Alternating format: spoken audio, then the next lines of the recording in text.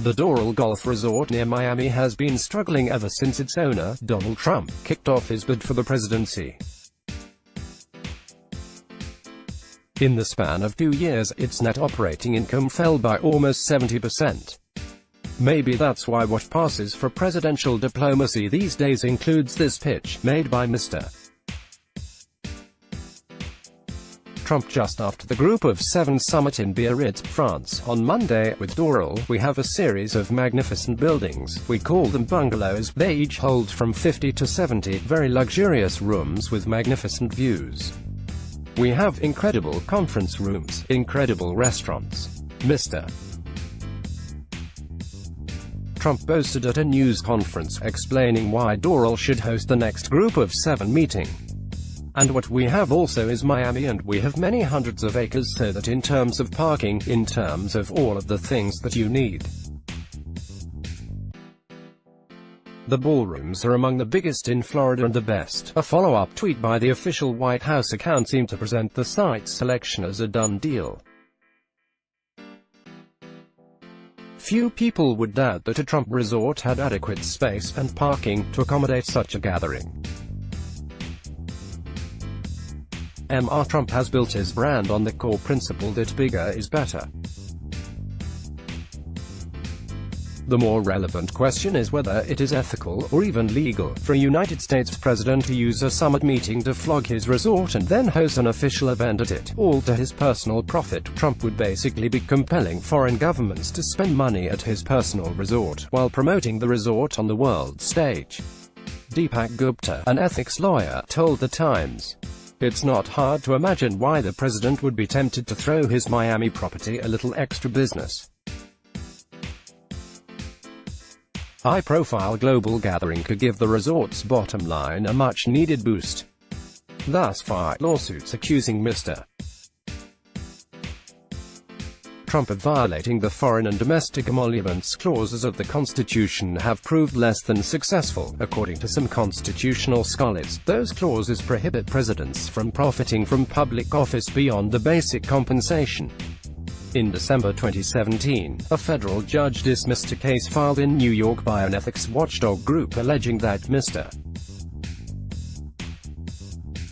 Trump's failure to divorce himself from his New York and Washington properties was causing financial harm to other area businesses as groups and individuals opted to patronize Trump properties to curry favor with the administration.